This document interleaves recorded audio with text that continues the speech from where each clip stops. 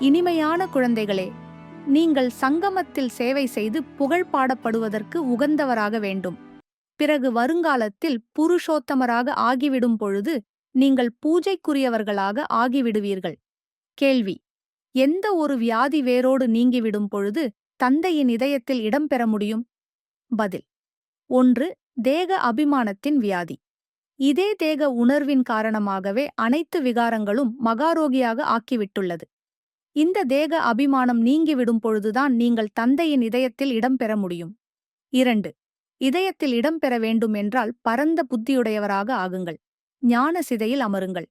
ஆன்மீக சேவையில் ஈடுபட்டு விடுங்கள். மேலும் சொற்களின் மூலம் சேவை செய்வதுடன் கூடவே தந்தையை நல்ல முறையில் நினைவு செய்யுங்கள். பாடல்: மணமகள்களே விழித்துக் கொள்ளுங்கள். ஓம் சாந்தி.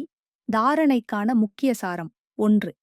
புத்திசாலியாகி மாயையின் புயல்களிடம் ஒரு பொழுதும் தோல்வி அடையக்கூடாது. கண்கள் ஏமாற்றுகின்றன. எனவே தங்களை பாதுகாத்துக் கொள்ள வேண்டும். எந்த ஒரு விகாரி விஷயங்களையும் இந்த காதுகளால் கேட்கக்கூடாது.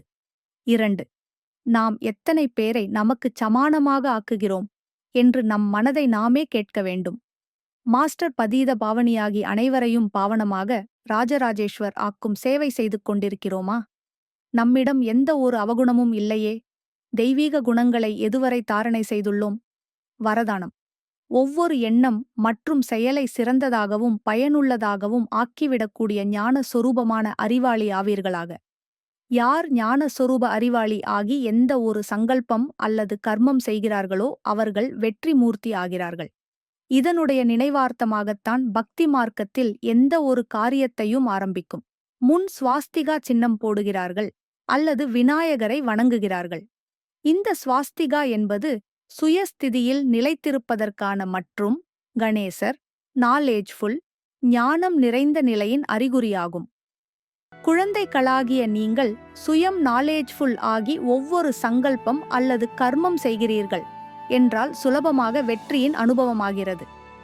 சுலோகன்: மகிழ்ச்சியே பிராமண வாழ்க்கையின் விசேஷ தன்மையாகும்.